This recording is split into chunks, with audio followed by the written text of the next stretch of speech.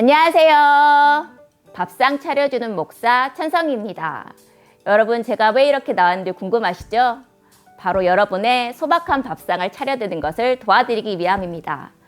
여러분, 계속해서 소박한 밥상 차려 드시기 어떠셨나요? 쉽지 않으셨죠? 매일마다 순수 말씀을 읽고 그것을 나의 영혼의 밥으로 먹는다는 거 참 쉽지가 않습니다. 그러나 괜찮습니다. 또 다시 시작하면 됩니다. 11월은 열왕기상을 묵상하려고 합니다. 오늘 저와 함께 열왕기상 재료를 어떻게 손질하고 또 어떻게 다듬어서 우리가 소박한 밥상을 차릴지 함께 같이 살펴보도록 하겠습니다. 함께 출발해 볼까요? 여러분, 이제 저와 함께 소박한 밥상 차릴 준비 되셨나요? 11월은 열왕기상을 가지고 우리가 함께 밥상을 차려보고자 합니다. 여러분, 열왕기 하면 어떤 것이 떠오르시나요?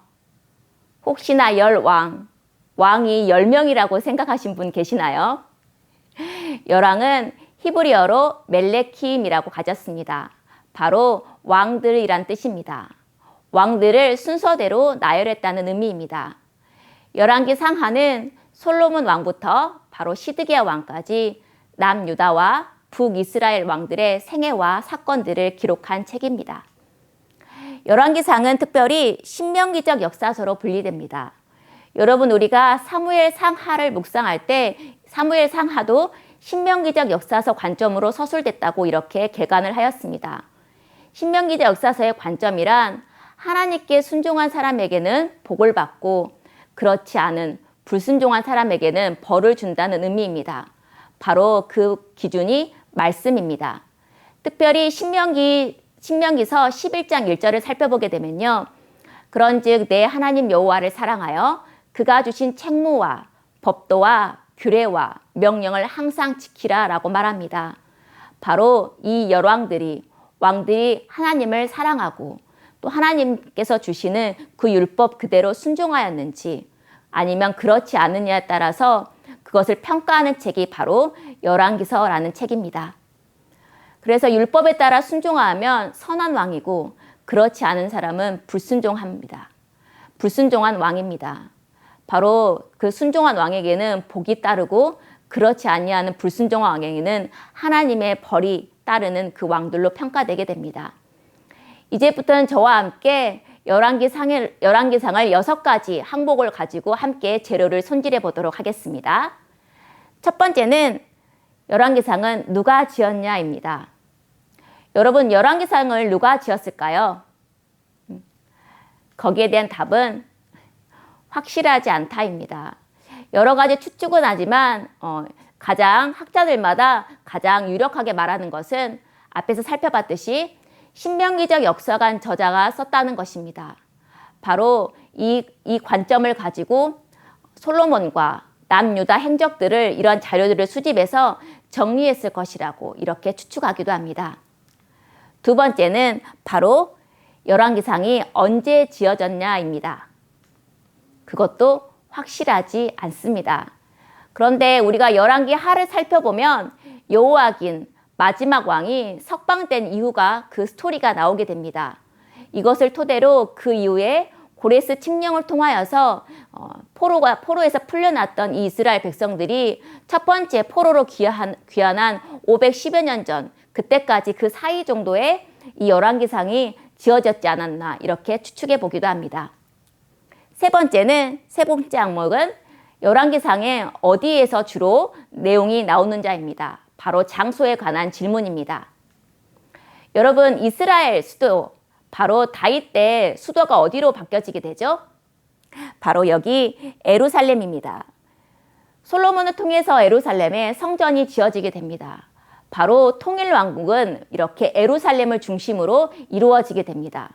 그러나 남유다와 북이스라엘이 나눠지는 상황이 발생되게 됩니다. 바로 열왕기상 12장인데요. 이때부터 남유다와 북왕국 이스라엘로 이렇게 나눠지게 됩니다. 예루살렘을 본 기점으로 남왕국은 성전에 있던 예루살렘을 중심으로 이렇게 왕들이 역사가 기록되게 됩니다. 그렇지만 북이스라엘은 수도를 처음에는 이 세겜으로 세우고 시작되게 됩니다. 그러나 여로보암 때부터 단과 베델에서 송아지를 세우고 여기에서 제단을 드리게 한 이러한 정책 때문에 사람들이 더 이상 이 예루살렘에 가지 않도록 하였습니다.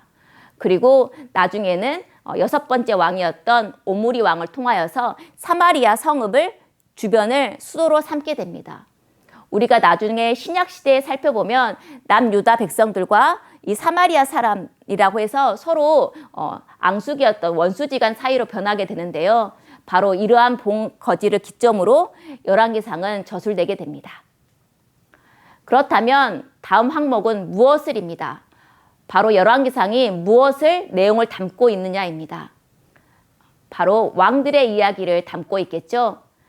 1장부터 11장까지는 솔로몬을 중점으로 기록되게 됩니다. 그러나 안타깝게도 나라가 두 나라가 되면서 12장부터 22장까지는 바로 남유다와 북이스라엘을 이렇게 기술하게 됩니다. 특별히 남유다는 르호보암을 첫 왕으로 시작해서 두 지파의 역사가 나눠지게 되고요. 북이스라엘은 여로보암을 첫 왕으로 시작해서 10지파를 중심으로 이렇게 나라가 진행되게 됩니다. 8장까지는 여러분 우리가 잘 알고 있는 솔로몬의 내용이 나오게 됩니다. 지혜 있는 왕과 다윗을 이어서 나라를 어떻게 다스리고 정비하는지의 내용이 나와 있습니다. 그가 했던 가장 큰 일, 성전을 지었던 일이 5장부터 이렇게 진행되게 됩니다. 여기까지는 여호와의 말씀을 잘 지켜서 하나님께 칭찬을 받는 왕으로 나오지만 그 역사가 오래가지 못하게 되죠. 결국에는 그 말씀이 사라지게 되면서 희미해지게 되면서 이 솔로몬은 자신의 부인들을 이방에서부터 가져오게 되고 정략 결혼을 하게 되고 그 여인들로부터 이 우상을 들여오게 되면서 그 마음속에 우상들을 마음속에 두는 타협을 하게 됩니다. 결국 그것들을 받아들이게 되면서 하나님 보시기에 그 마음이 점점 멀어지게 되죠. 이러한 내용이 나와 있게 되다가 결국엔 12장이 돼서 남유다와 북이스라엘이 나눠지게 됩니다. 남유다는 르호보암 왕 때부터 시작되게 되고 북이스라엘은 여로보암 왕을 기점으로 이렇게 나라가 두 나라가 되어서 서로 각자 다른 길을 가게 됩니다.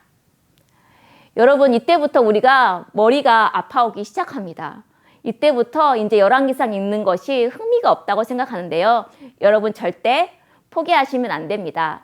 제가 나누어 드릴 열왕기상 표를 보면서 순서대로 살펴보시면 이해하시는데 좀 더 편하실 수 있습니다. 남유다 왕은 4명이 나오는데요. 첫 번째 그 왕은 솔로몬을 이어서 다윗의 계보를 잇는 르호보암입니다. 그 이후부터 4명의 왕들이 남유다의 왕이 15장부터 기술되게 됩니다. 북이스라엘 왕은 좀 더 많이 나오게 되는데요. 그 첫 왕이 바로 여로보암입니다. 처음에는 솔로몬 신하로 시작했던 이 여로보암이 선지자를 통해서 나라 10지파를 가지고 나라를 만들게 되는데요. 첫 단추부터 여로보암은 잘못되기 시작했습니다. 그 백성들이 예루살렘에 가면 마음이 나누어지게 될까봐 아까 말씀드렸던 것처럼 단과 베델에서 신상을 세우게 되고 거기서 예배드리게 되는 이런 일부터 시작해서 우상을 섬기게 하는, 그래서 여호와 보시기에 악한 일을 여로보암 때부터 시작해서 마지막 왕까지 계속해서 하나님 보시기에 악한 일을 저지르게 됩니다. 그렇다면 이 열왕기상은 어떻게 이 열왕들을 평가하고 있을까요? 지금까지 저와 함께 잘 들어보신 분이라면 바로 대답하실 것 같은데요. 바로 어떻게 평가되나요? 네, 바로 신명기적 관점으로 여호와의 명령에 하나님께서 주시는 그 말씀에 순종했는지 그렇지 않느냐에 따라서 어떻게 평가하는지가 달라지게 됩니다. 남유다는 좀 더 나았는데요. 다윗의 계보를 이으면서 하나님께서 사무엘하 7장을 통해서 다윗에게 말씀하셨던 그 언약이 계속해서 이어져 가는 것을 볼 수가 있습니다. 그래서 그 왕들이 하나님 말씀을 북이스라엘보다는 더 잘 지키는 내용이 나오게 됩니다. 그러나 아까 말씀드렸던 것처럼 북이스라엘은 처음부터 여호와 보시기에 악을 행했던 여로보암 그 스타트를 시작해서 계속해서 여로보암의 길을 가는 그 왕들의 행적, 그래서 하나님 보시기에 악한 왕들로 평가되게 됩니다. 마지막 질문의 항목은 왜입니다.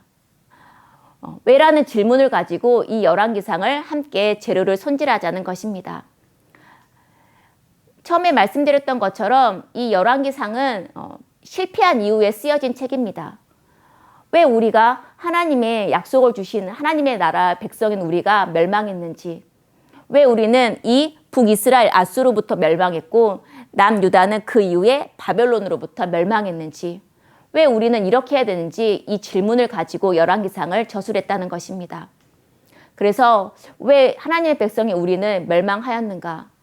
하나님의 약속은 계속해서 지켜지고 있는가? 그렇다면 그 왕은 왜 하나님 보시기에 악한 왕이 될 수 있는가? 왜 그렇다면 그 왕은 하나님 보시기에 선한 왕이 될 수 있는가? 이러한 질문을 가지고 신명기적 관점을 가지고 이 열왕기상은 저술되게 됩니다. 판단 기준은 바로 말씀입니다. 율법에 따라 순종했는지 불순종했는지. 여러분, 지금까지 제가 가장 많이 했던 말 중에 하나입니다. 바로 하나님께서도 우리를 평가하실 때 너가 나의 약속, 나의 명령에 따라 순종했는지 그렇지 아니했는지를 하나님께서는 우리를 보고 생각하시고 평가하신다는 것입니다. 그렇지만 중간에 그대로 두지 아니하시고 하나님께서는 선지자를 등장시켜 주십니다. 이 시대의 선지자가 처음 등장한 것은 아니지만 하나님께서는 특별히 열왕기상에는 엘리야 선지자를 보내주십니다. 여러분, 엘리야 선지자 기억나시나요? 하나님께서는 특별히 가장 악한 왕이었던 이 아합 왕에게 하나님의 말씀을 선포합니다. 가뭄 때 여호와의 말씀이 기근이 있었을 때에도 하나님 말씀을 듣도록 선지자를 통해서 이렇게 말씀을 전해주십니다. 바로 북이스라엘에게도 왕들에게도 하나님께 돌아올 수 있는 기회를 주시기 위함이었습니다. 그렇지만 결국에는 끝까지 그들은 하나님의 말씀을 순종하지 아니하고 여호와 보시기에 악한 길로 가게 됩니다. 이렇게 6가지를 가지고 우리는 열왕기상을 생각해보고 또한 그 재료를 손질해 보았습니다. 그렇다면 우리는 또한 나를 향해서 질문해 보면서 말씀을 묵상해 봤으면 좋겠습니다. 이것을 가지고 재료를 손질해서 우리의 밥상을 차려봤으면 좋겠습니다. 그 질문 여러 가지 중에 2가지를 같이 나눠보고 싶은데요. 나는 하나님의 약속을 신실하게 믿을 수 있는가입니다. 열왕기상 시대와 지금 상황은 똑같을 수 없습니다. 그러나 하나님의 말씀은 시대를 뛰어넘어 우리에게 말씀하시는 하나님의 말씀이기도 합니다. 바로 열왕기상을 비춰보아서 나는 그렇다면 나의 상황과 환경 속에서 보이지 않는 하나님을 신뢰하며 믿을 수 있냐는 것입니다. 너는 우상을 따르지 않고 하나님을 따를 수 있냐는 것입니다. 내 마음속에 지금 무엇이 차지하는지 보라는 것입니다. 그러면서 이 2번째 질문이 이어갈 수 있습니다. 열왕들은, 특별히 북이스라엘 왕들은 하나님 아닌, 말씀이 아닌 다른 길로 갔습니다. 여호와 보시기에 악한 길을 따랐습니다. 그렇다면 저와 여러분은 누구를 그리고 무엇을 따를 것인지 매일마다 말씀을 보면서 묵상하고 나를 직면해 봤으면 좋겠습니다. 여러분, 이렇게 저와 함께 소박한 밥상, 열왕기상 밥상을 어떻게 차릴지 함께 살펴보았습니다. 비록 짧은 시간이지만 이렇게 열왕기상을 개관하면서 우리가 11월은 어떻게 맛있게 반찬을 만들고 밥을 지어 먹을지 한번 생각해 봤으면 좋겠습니다. 중요한 것은 매일마다 밥과 반찬이 맛있을 수 없다는 것입니다. 특별히 열왕기상은 중간에 어려움도 시련도 있을 것입니다. 그러나 포기하지 않고 매일마다 부족하지만 소박한 밥상을 차려서 영혼의 양식, 맛있는 밥상을 매일마다 차려 드시는 물된 동산 성도님이 되시기를 예수님의 이름으로 축복합니다.